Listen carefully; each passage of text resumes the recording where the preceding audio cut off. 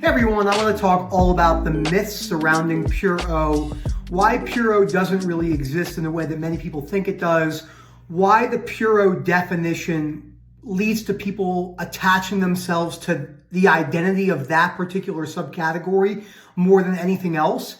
When you watch people online speak about Puro, they use it in a self-identifying manner, kind of what we see with people with ADHD. Because I have ADHD, I see this a lot between my friends. They go, I can't do that because I have ADHD. And they have these self-limiting beliefs, these irrational beliefs, and Puro has no shortage of those beliefs. I'm going to break down why Puro doesn't work in the way you think it does and everything else in between. Before I go any further, please subscribe down below, hit that like button, and please leave some comments. As I always say, I go back and read as much comments as I can and respond as quickly as I can, usually 2-3 times checking a day. And if you're interested in our coaching and webinar services, or you're working with someone, you're not seeing the results you want to see after a few years, people that come in, they say, look, I've been working with this person for 5 years. I ask about the results. They haven't really seen anything. They're kind of going with thoughts.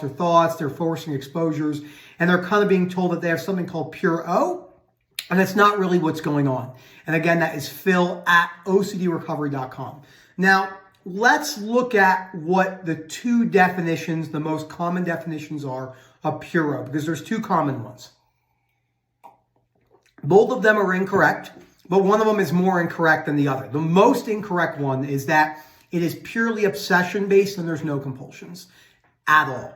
This is not true. It's called obsessive compulsive disorder. You can't have one without the other. You can't just have compulsions and no obsessions, and you can't just have obsessions without compulsions. Now, I know a lot of you are saying, hey, Nick, that's not what Puro is, but that is a definition that was going around for decades.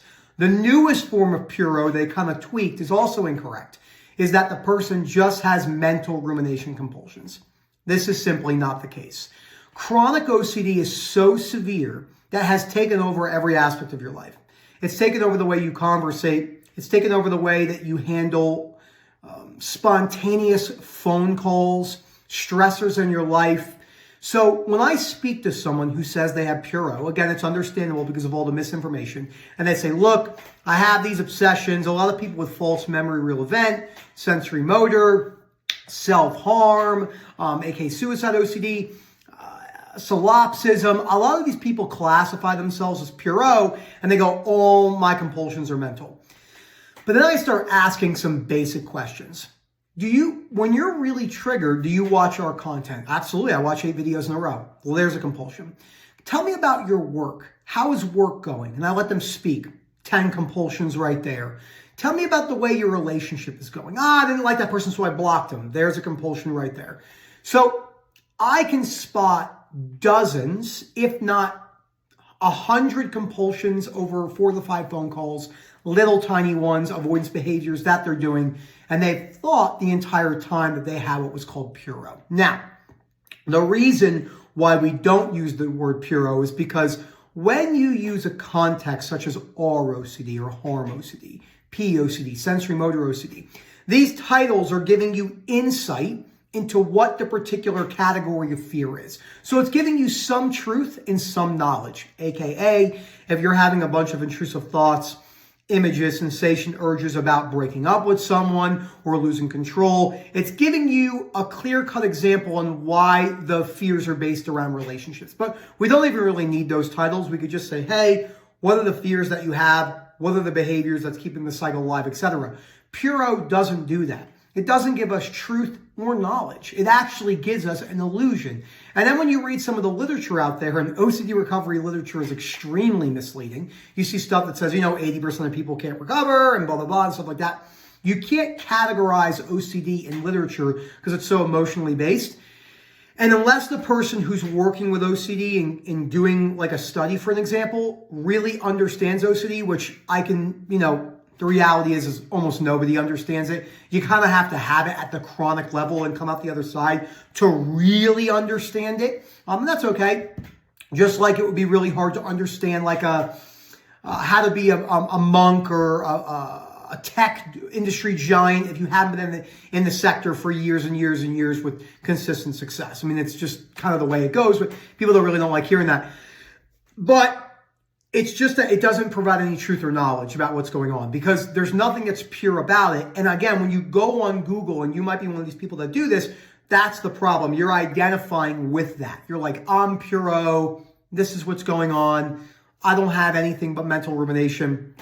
But again, once I get them on the phone call, we start breaking down. It's very easy to say that, see, they have a lot of compulsions, a lot of even big ones too.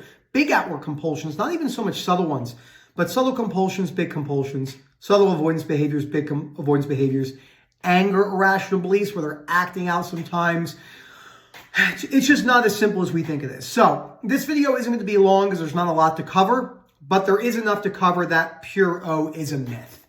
And we want to completely move away from that title because I've never met someone who's made long-term rational, robust recovery that uses that term. Because again, they identify with it. Oh, I'm Puro, I'm a little bit different.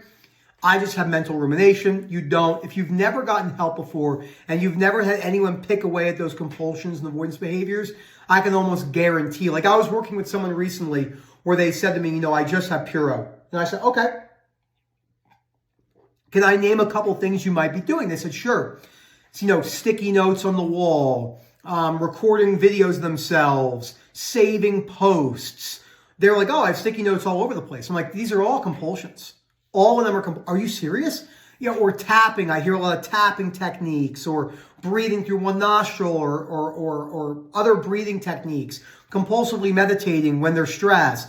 Compulsively taking supplements. I'm telling you, the list goes on and on and on. I've never met someone with chronic OCD where there's not a single outward behavior, but I know a lot of people that think there are. So if you need help with this, we could certainly help break this down. We have a lot of experience with this. Again, that is phil@ocdrecovery.com. And please comment down below. I want to see a lot of comments on this one. And I'll spend a little bit extra time on this video because I know a lot of people think they have this and they go, wow, this makes so much sense.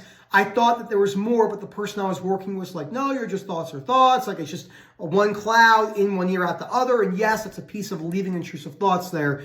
But also remember, OCD takes orders from beliefs and not thoughts. Thank you so much for watching. And as always, have a great day.